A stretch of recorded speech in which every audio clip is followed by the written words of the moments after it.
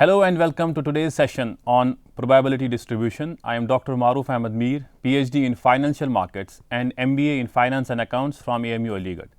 And at present, I am associated with Asian Business School, Noida, as Associate Professor in the area of Finance and Accounts.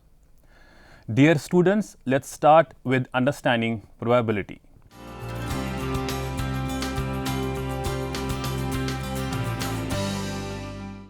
Probability is a measure of the likelihood of an event to occur.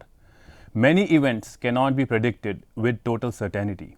We can predict only the chance of an event to occur. That is how likely they are to happen using it. So probability can range from 0 to 1, where 0 means the event to be an impossible one and 1 indicates a certain event. Probability for this class is an important topic for the students, which explains all the basic concepts of this topic. The probability of all the events in a particular sample space adds up to 1. For example, when we toss a coin, either we get head or tail. Only two possible outcomes are possible, H and T. But if we toss two coins in the air, there could be three possibilities of events to occur, such as both the coins show heads or both show tails, or one shows head and one shows tail. That is, it could be HH, HT and TT. Probability distributions are statistical functions that describe the likelihood of obtaining possible values that a random number can take. In other words, the values of the variable vary based on the underlying probability distribution. Suppose you draw a random sample and measure the height of the subjects. As you measure heights, you create a distribution of heights. This type of distribution is useful when you need to know which outcomes are most likely, the spread of the potential values and the likelihood of the different results. Let's discuss basic terminology in probability.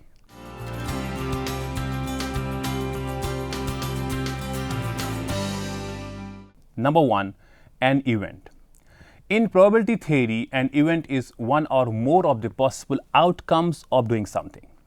If we toss a coin, getting a tail would be an event and getting a head would be another event. Similarly, if we are drawing from a deck of cards, selecting the ace of spades would be an event. An example of an event closer to your life, perhaps, is being picked from a class of 100 students to answer a question. When we hear the frightening predictions of highway traffic deaths, we hope not to be one of those events.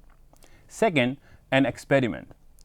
The activity that produces such an event is referred to in probability theory as experiment.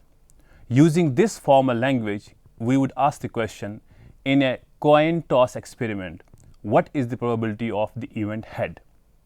And of course, if it is fair coin with an equal chance of coming down on either side and no chance of landing on its edge, we would answer 1, 2 or 0.5. The set of all possible outcomes of an experiment is called the sample space for the experiment. In the coin toss experiment, the sample space S will be head, tail. In the card drawing experiment, the sample space has 52 members, ace of hearts, deuce of hearts and so on. Third, mutually exclusive events. Events are said to be mutually exclusive if one and only one of them can take place at a time. Consider again our example of the coin. We have two possible outcomes, the head and the tails. On any toss, either heads or tails may turn up, but not both. As a result, the event heads and tails on a single toss are said to be mutually exclusive. Similarly, you will either pass or fail this course, or before the course is over. You may drop this without a grade. Only one of those three outcomes can happen. They are said to be mutually exclusive events. The crucial question to ask in deciding whether events are mutually exclusive is, can two or more of these events occur at one time? If the answer is yes, the events are not mutually exclusive. Number 4, a collectively exhaustive list. When a list of the possible events that can result from an experiment includes every possible outcome, the list is said to be collectively exhaustive. In our coin example, the list head and tail is collectively exhaustive, unless of course the coin stands on its edge when we toss it. In the US president campaign, the list of outcomes, Democratic candidate and Republican candidate, is not collectively exhaustive list of the outcomes, because an independent candidate or the candidate of another party could conceivably win. 5th, odd in favor and against. Let's consider a situation. Total number of possible outcomes related to the situation is n. Out of them, m are the number of outcomes where the desired event E has occurred. So, n minus m is the number of outcomes where the desired events has not occurred. Hence, we may define odds in favor of happening of E equal to m colon n minus m, odds against the happening of E equal to n minus m colon m. This concept is related to the concept of probability as probability of happening of the event E equal to m by n. Let's take an example. A cricket match is to be played between two teams, India and Australia. A cricket analyst has predicted that the odds in favor of India winning the match are 4:3. This prediction is based upon the historical records and upon the current strengths and the weaknesses of the two teams. So, if a cricket fan is interested in knowing the chances that India will win the match, then the desired chances would be 4/7. 3 types of probability.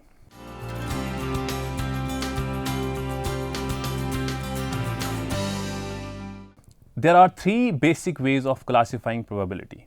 These 3 present rather different conceptual approaches to the study of the probability theory. In fact, experts disagree about which approach is proper one to use. The 3 types are: number 1, classical approach; number 2, relative frequency approach; and number 3 is subjective approach. Now, what is classical probability? Classical probability is defined the probability that an event will occur as probability of an event equal to number of outcomes where the events occur divided by the total number of possible outcomes.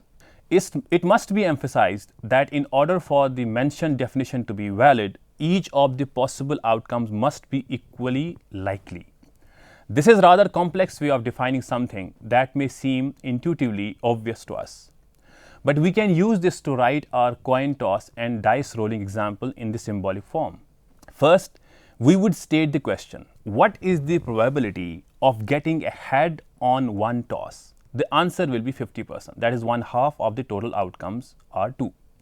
And the number of outcomes is 1. And for the dice rolling example, as 1/6. Classical probability is often called a priori probability because if we keep using orderly examples such as fair coins, unbiased dice, and standard decks of cards, we can state the answer in advance, meaning prior, without tossing a coin or rolling a dice or drawing a card.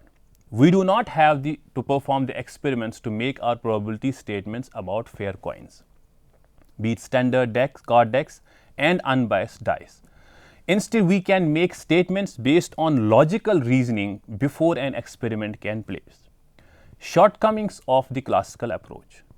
This approach assumes a number of assumptions in defining probability. So, if those assumptions are included, then the complete definition should be: probability of an event may be defined as the ratio of number of outcomes where the events occur, favorable outcomes, to the total number of possible outcomes, provided these outcomes are equally likely. The chances of happening of all these outcomes are equal and they are exhaustive. The totality of all outcomes are known and defined and mutually exclusive. Happening of one outcome results in non-happening of the others. If these assumptions related to the outcomes are not followed, then this approach cannot be applied in determining the probability. This approach to probability is useful when we deal with card games, dice games, coin tosses and the like, but has serious problems when we try to apply it to the less orderly decision problems we encounter usually in management. The classical approach to probability assumes a world that does not exist. It assumes away situations that are unlikely but that could convincingly happen. Such occurrences as coin landing on its edge, your classroom burning down during a discussion of probabilities, and you are eating pizza while on the business trip at the North Pole are all extremely unlikely but not impossible. Nevertheless, the classical approach assumes them all away. Classical probability also assumes a kind of symmetry about the world, and that assumption can get us into trouble. Real life situations, disorderly and unlikely as they often are, make it useful in define probability in other way. Let's understand the second type of probability called as the relative frequency of occurrence. Relative frequency or experimental probability is calculated from the number of times an event happens and is divided by the total number of trials in an actual experiment. The theoretical probability of getting a head when you flip a fair coin is 1/2, but if a coin was actually flipped 100 times, you may not get exactly 50 heads, although it should be close to this amount. If a coin was flipped 100 times, the amount of times a head actually did appear would be relative frequency. So, if there were 59 heads and 41 tails, the relative frequency of flipping head would be 59,100 or 0.59, that is 59%. Relative frequency is used when probability is being estimated using the outcomes of an experiment or trial. When theoretical probability cannot be used, for example, when using a biased dice, the probability of getting each number is no longer 1/6. To be able to assign a probability to each number, an experiment would need to be conducted. For the experimental results, the relative frequency could be calculated. The more times that an experiment has been carried out, the more reliable the relative frequency is in an estimation of the probability. Now, this approach is better than the classical approach, as it is not based on assumptions of mutually exclusive, equally likely and exhaustive. The drawback of using this approach is that it requires the event to be capable of being repeated large number of times. Moreover, one cannot be certain that after so many occurrences, the relative frequency may stabilize. In the real and the business world, we have to take decisions on those events which occur only once or not so frequent, and the environmental conditions related to the situation might change. These factors restrict the use of this approach in the real life decision making. We will now discuss the third type of probability, that is subjective probabilities. The relative frequency approach cannot deal with the specific or unique situations which are typical of the business or management world. So, the probability approach dealing with such unique situations should be based upon some belief or education guess of the decision maker. Subjective probability is a type of probability derived from an individual's personal judgment or own experiment about whether a specific outcome is likely to occur. It contains no formal calculations and only reflects the subject's opinion and past experience. An example of subjective probability is a gut instinct when making a trade. How subjective probability works? Subjective probabilities differ from person to person and contain a high degree of personal bias. Subjective probability can be contrasted with objective probabilities. which is the computed probability that an event will occur based on analysis in which each measure is based on the recorded observation or a long history of collected data. The probability of an event is based on the likelihood of that event occurring. In most forms of probability, quantitative information is gathered and interpreted to help determine this likelihood through a mathematical mechanism, normally related to the mathematical field of statistics.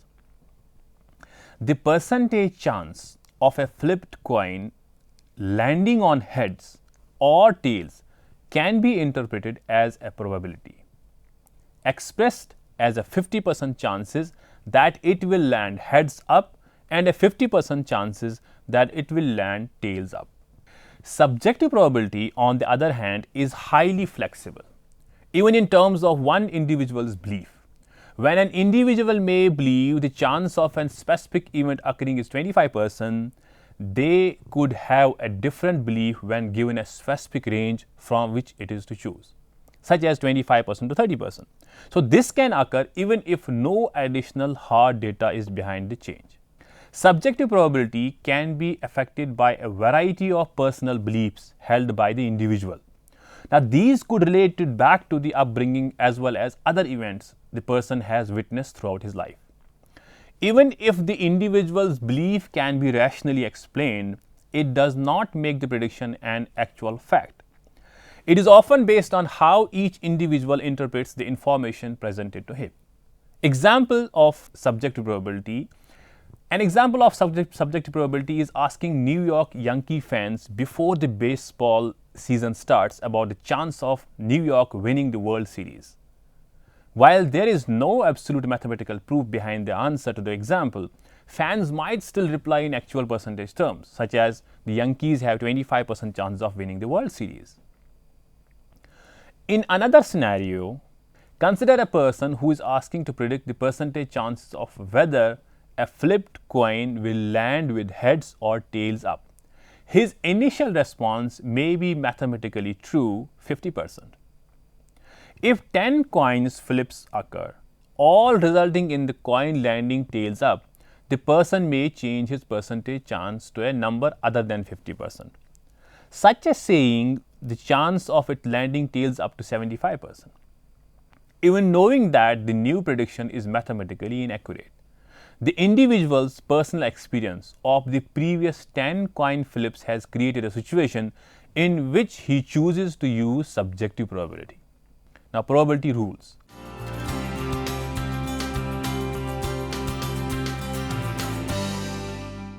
Most managers who use probabilities are concerned with two conditions. 1. The case where one event or another will occur. 2. The situation where two or more events will both occur. Now, we are interested in the first case when we ask, what are the probabilities that today's demand will exceed our inventory? To illustrate the second situation, we could ask, what is the probability that today's demand will exceed our inventory and that more than 10% of our sales force will not report for work? So, in this section to follow, we shall illustrate methods of determining answer to questions as these under a variety of conditions. Some commonly used symbols, definitions and rules. What is probability distribution?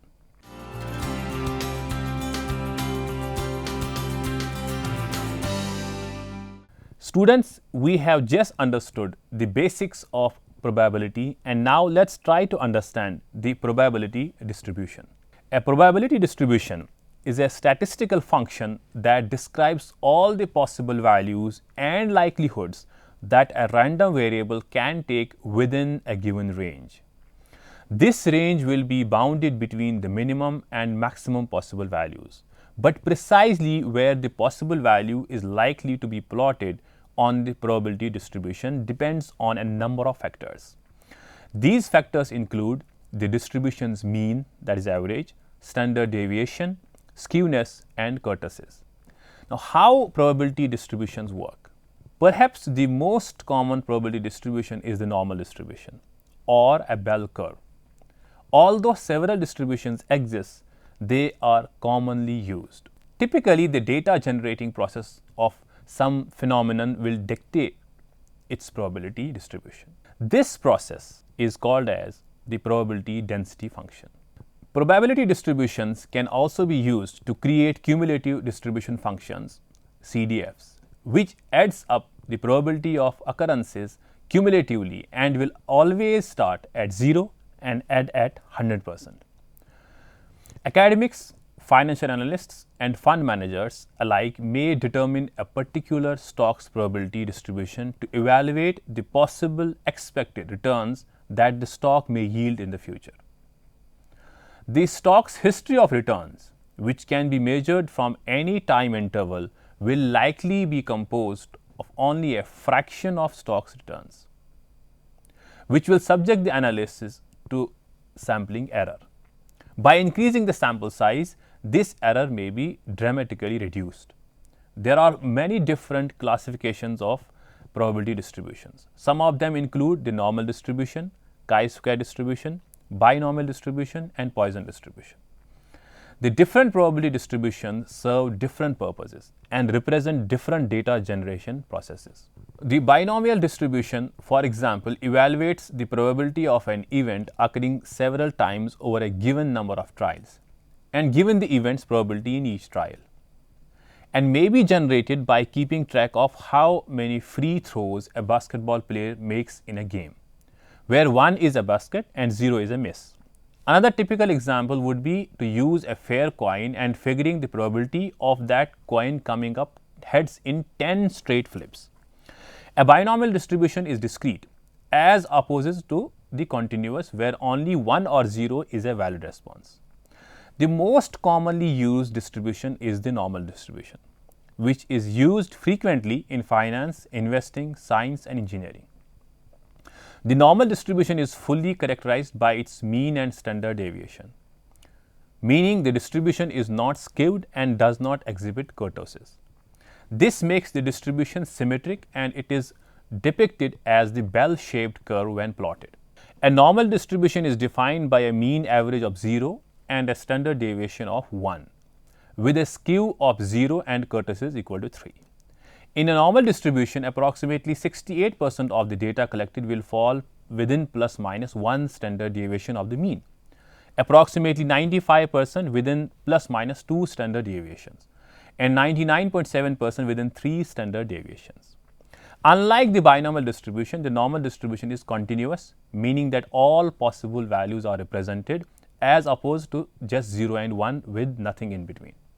Now, before we move on to another aspect of probability distribution, we should point out that a frequency distribution is a listing of the observed frequencies of all the outcomes of an experiment that actually occurred when the experiment was done. Whereas a probability distribution is a listing of the probabilities of all the possible outcomes that could result if the experiment were done.